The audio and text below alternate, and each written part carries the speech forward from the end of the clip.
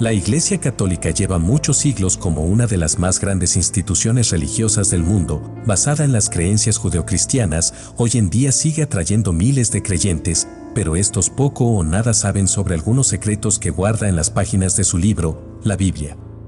Misteriosos mensajes y sucesos que en la actualidad estudiosos han logrado descifrar, secretos como el karma, la reencarnación, el incesto y uno en particular, que su dios Yahvé tenía esposa.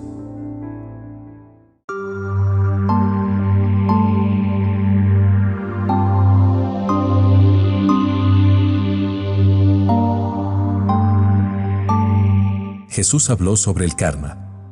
En el siguiente pasaje vemos que Jesús hace una referencia directa a la ley de causa y efecto, también llamado karma. Uno de los que estaban con Jesús sacó su espada e hirió al servidor del sumo sacerdote, cortándole la oreja. Jesús le dijo: guarda tu espada, porque el que a hierro mata, a hierro muere. En otro pasaje también podemos ver otra alusión al karma dicho por Jesús. Mateo 7:12. Así que, todas las cosas que queráis que los hombres hagan con vosotros, así también haced vosotros con ellos, porque esto es la ley y los profetas. Lo que Jesús quiso decir es que experimentaremos en nuestra carne el mismo daño que causamos a otros. La frase apela a la ley universal de causa y efecto, pues tarde o temprano, una persona recibirá el mismo trato que dio a los demás. Jesús no era hijo del Dios de la Biblia. Por más que busques, en ninguna parte de cualquier versión de la Biblia cristiana, Jesús nombra a Yahvé o Jehová como su Padre. Es más, nunca pronunció esos nombres. Las veces que se refería a su Creador decía, Abba Padre, que significa padre o papito en arameo, en un tono cariñoso, de un niño a su padre. Marcos 14:36. Abba, Padre, para ti todas las cosas son posibles, aparta de mí esta copa, pero no sea lo que yo quiero, sino lo que tú quieras. Más adelante podrán ver que Jesús incluso fue en contra del Dios del Antiguo Testamento, por lo tanto Jesús no fue del agrado de los sacerdotes judíos, y eso muy bien lo sabemos todos. Él como el Mesías vino a cambiarlo todo y parte de su misión era acabar con el engaño al que estaba sometido el pueblo hebreo. Jesús no nació el 25 de diciembre. Se calcula que Jesús nació poco antes de la muerte de Herodes el Grande en el año 4 antes de la era común. Una fecha entre el 6 y el 4 antes de Cristo concordaría con esa información histórica, como asume el relato de Mateo del nacimiento, y con la tradición de Lucas 3:23 de que Jesús tenía unos 30 años en el 15º año del emperador Tiberio, estimando el año 27 o 28 antes de Cristo. En un artículo científico publicado en 1991 en la revista trimestral de la Real Sociedad Astronómica, que se basa en registros astronómicos de las antiguas civilizaciones chinas, se indica que un cometa, observado durante 70 días en el año 5 antes de la era común, pudo ser la estrella de Belén que menciona Mateo. Entonces Jesús no nació el 25 de diciembre y habría nacido entre el 9 de marzo y el 4 de mayo del año 5 a.C., o sea, 5 años antes de lo que se cree, esto según aseguran varios estudios científicos. Los romanos celebraban el 25 de diciembre la fiesta pagana del Natalis Solis Invicti, asociada al nacimiento de Apolo. El 25 de diciembre fue considerado como día del solsticio de invierno y que los romanos llamaron bruma. En la Biblia se habla de un caso de reencarnación. Suena increíble pero cierto, se trata del profeta Elías y Juan el Bautista. Esto es relatado en Lucas 1:11 al 17. Y se le apareció un ángel del Señor puesto en pie a la derecha del altar del incienso. Y se turbó Zacarías al verle, y le sobrecogió temor. Pero el ángel le dijo, Zacarías, no temas, porque tu oración ha sido oída, y tu mujer Elisabet te dará a luz un hijo, y llamarás su nombre Juan. Y tendrás gozo y alegría, y muchos se regocijarán de su nacimiento, porque será grande delante de Dios. No beberá vino ni sidra, y será lleno del Espíritu Santo, aun desde el vientre de su madre. Y hará que muchos de los hijos de Israel se conviertan al Señor Dios de ellos. E irá delante de él con el espíritu y el poder de Elías, para hacer volver los corazones de los padres a los hijos, y de los rebeldes a la prudencia de los justos, para preparar al Señor un pueblo bien dispuesto. ¿Recuerdan que al inicio hablé de que Jesús habló sobre el karma? Esto guarda relación entre la muerte de Juan el Bautista y el acto sangriento de Elías en el Monte Carmelo.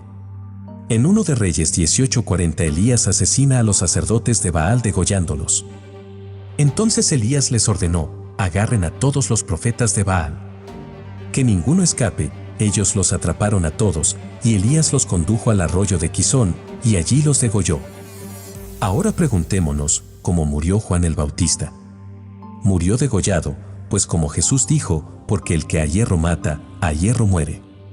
Elías en su encarnación como Juan el Bautista tuvo que pagar el precio por haber decapitado a los 450 profetas de Baal. Jesús repudió al Dios de los judíos. Existe un pasaje en la Biblia en el que Jesús se dirige a los judíos, exactamente en Juan 8:44 les dice lo siguiente: sois de vuestro padre el diablo y queréis hacer los deseos de vuestro padre. Él fue un homicida desde el principio y no se ha mantenido en la verdad porque no hay verdad en él. Cuando habla mentira, habla de su propia naturaleza, porque es mentiroso y el padre de la mentira. Claramente Jesús hizo ver a los judíos que adoran al Dios equivocado y expone la verdadera naturaleza de éste. Solo basta leer la Biblia completa, en particular el Antiguo Testamento, y te darás cuenta de que tan cierto estaba Jesús al decir que los judíos tienen como Dios al diablo, que fue un homicida y que es padre de la mentira. Por sus enseñanzas, Jesús fue repudiado por su propio pueblo. Sara y Abraham eran hijos del mismo padre. En 2 ocasiones separadas, Abraham habló acerca de que Sara era su hermana. Esto lo podemos ver en Génesis 12:10 al 20 y Génesis 20:11 al 13. Y Abraham respondió: porque dije para mí, ciertamente no hay temor de Dios en este lugar, y me matarán por causa de mi mujer.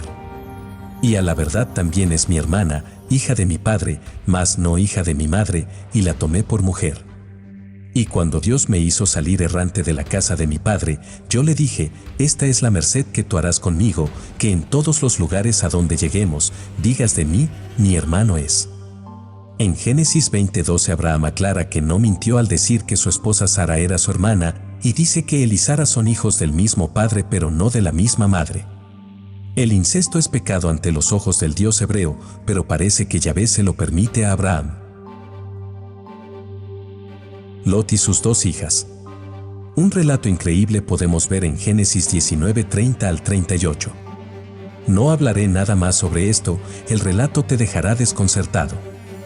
Luego, por miedo a quedarse en Zoar, Lot se fue con sus 2 hijas a vivir en la región montañosa. Allí vivió con ellas en una cueva. Un día, la hija mayor le dijo a la menor: nuestro padre ya está viejo, y no quedan hombres en esta región para que se casen con nosotras, como es la costumbre de todo el mundo. Ven, vamos a emborracharlo, y nos acostaremos con él, y así, por medio de él tendremos descendencia. Esa misma noche emborracharon a su padre y, sin que éste se diera cuenta de nada, la hija mayor fue y se acostó con él. A la mañana siguiente, la mayor le dijo a la menor: mira, anoche me acosté con mi padre. Vamos a emborracharlo de nuevo esta noche, y ahora tú te acostarás con él, y así, por medio de él tendremos descendencia. Esa misma noche volvieron a emborrachar a su padre y, sin que éste se diera cuenta de nada, la hija menor fue y se acostó con él. Así las 2 hijas de Lot quedaron embarazadas de su padre. La mayor tuvo un hijo a quien llamó Moab, padre de los actuales moabitas. La hija menor también tuvo un hijo, a quien llamó Ben-Amí, padre de los actuales amonitas. El Dios de Israel tenía una esposa. Todos los dioses de la antigüedad tenían una esposa. El único Dios al que siempre se consideró célibe y soltero fue Yahvé, el Dios del pueblo de Israel. Según la Biblia, la adoración exclusiva de Yahvé se remonta a Abraham en el siglo XVIII a.C. Los 10 mandamientos de Moisés refuerzan esta idea, y lo podemos ver en Deuteronomio 5:7 al 9. No tendrás otros dioses fuera de mí, porque yo, Yahvé, soy un Dios celoso. Sin embargo, esta convicción hoy se ha desmoronado. Los nuevos estudios bíblicos, apoyados por la arqueología, han comprobado que durante siglos Yahvé tuvo una esposa y se llamaba Aserá, y los israelitas la veneraron tanto como a Yahvé. Pero en el siglo VII a.C. el culto a la diosa empezó a verse como un mal, se lo prohibió y se autorizó solo el culto a Yahvé. El nombre de la diosa Aserá aparece 40 veces en el texto hebreo de la Biblia, pero hasta el siglo pasado no se sabía casi nada de ella. Se pensaba que Aserá era un objeto sagrado, y la Biblia lo traducía como cipo, poste, estela o árbol. El diluvio universal fue copiado del sumerio. El mito del diluvio universal, difundido con posterioridad a través del Antiguo Testamento, Génesis 6:8, es en realidad un antiguo mito sumerio, conocido en su versión más antigua por una tablilla hallada en Nippur. En ella, los dioses castigan a los cabezas negras, enviando una catástrofe natural, de la que se salva un hombre, Siusudra, constructor de una embarcación en la que se refugiarán las diferentes especies animales. El tema está también presente en la literatura siria, en donde el héroe es Atrahasis. Lo cierto es que aunque estas historias del diluvio universal pudieron haber ocurrido entre el 2900 a 2300 a.C., la tablilla que narra el gran diluvio sumerio es mucho más antigua que el Antiguo Testamento. En el Génesis se narra casi exactamente lo que dice en la tablilla que fue hallada en Nippur acerca del gran diluvio. Jesús no era Dios. La Iglesia y muchas otras religiones nombran a su profeta o Mesías como un hijo directo de su Dios o Creador, pero poniéndonos a pensar entenderemos que todos somos hijos del Creador del todo. Todos somos iguales ante los ojos del Padre Creador de la existencia, ni el santo ni el pecador es más ni menos ante Él. Lo que sí nos diferencia de unos con otros es que tenemos distintos grados de evolución espiritual, existen desde las infantes hasta las almas viejas o almas que logran trascender. Esta última es a la que pertenecen Cristo Jesús o Buda Gautama y demás semejantes. Son humanos que lograron alcanzar el grado más alto de evolución espiritual, por lo tanto despertaron en su existencia terrenal las capacidades dormidas pero latentes del ser humano. Recuerden que Jesús dijo en Juan 14:12: de cierto os digo, el que en mí cree, las obras que yo hago también él las hará, y mayores que éstas hará, porque yo voy al Padre. Lo que dijo Jesús demuestra que todos somos iguales y que Él no es más ni menos que nosotros, no tiene privilegio alguno otorgado por ningún Dios, y que igualmente, todos seremos capaces de obrar como Él, si logramos entender que el amor es el único camino para llegar al Padre. El cristianismo primitivo creía en la reencarnación. A principios de la Edad Media, las doctrinas de la preexistencia del alma y la reencarnación únicamente eran conocidas como enseñanzas secretas de Jesús. En el año 553 después de Cristo, sin embargo, esta creencia fue declarada herejía en el Segundo Concilio de Constantinopla. La Iglesia de Roma decidió entonces destruir todos aquellos escritos que enseñaban esta doctrina. La fe católica y la fuente de ingresos de los sacerdotes podrían haberse visto en peligro en caso de que la gente creyera que volvería a la vida una y otra vez. Este antiguo conocimiento siguió el mismo destino que numerosos libros y escritos de autores precristianos. Los obispos temían a una doctrina capaz de demostrar que la institución eclesiástica no era la única opción que tenía la gente para acceder a la vida eterna. De consentir una creencia así, la Iglesia pondría en declive la doctrina que ha creado durante siglos. Esta creencia podría no destruir por completo el cristianismo, sino devolverle a sus orígenes, a la época anterior a las reformas que la Iglesia llevó a cabo a su conveniencia en el pasado. Pero mientras la gente siga creyendo que solo Dios puede castigar el mal, la Iglesia no verá la necesidad de aplicar la ley impersonal del karma y otras lecciones que enseña la doctrina de la reencarnación. María Magdalena no fue una ramera. María Magdalena fue una mujer adinerada, influyente y clave en la vida de Jesucristo. Esta es una de las conclusiones de la investigadora Jennifer Ristin, en María Magdalena, Percepciones desde la antigua Magdala, un libro que trata de desvelar los misterios de la mujer a la que la Iglesia Católica tachó durante siglos de adúltera y prostituta. La mala reputación de María Magdalena fue a consecuencia de las palabras del Papa Gregorio en un discurso del siglo VI en la que fusionó en la Magdalena las figuras de María de Betania, hermana de Marta y Lázaro que lavó los pies de Jesús con sus cabellos, y una mujer acusada de adulterio a la que Cristo salvó de ser apedreada. Pero finalmente la Iglesia Católica ha reconocido la santidad de la Magdalena y la ha proclamado santa. En 2016 el Papa Francisco la nombró Apostola Apostolurum, la apóstol de los apóstoles, no en vano, según la Biblia, fue la primera en ver a Jesús resucitado, y desde entonces su fiesta litúrgica se celebra el 22 de julio. Ahora ponte a pensar que otras cosas de la Biblia son falsas o fueron mal interpretadas. Siempre cuestiona todo, tienes el derecho a hacerlo y a investigar todo aquello que te cause dudas. En siglos pasados te quemarían en la hoguera por pensar así, pero hoy ya no, estamos en los tiempos del despertar de la humanidad.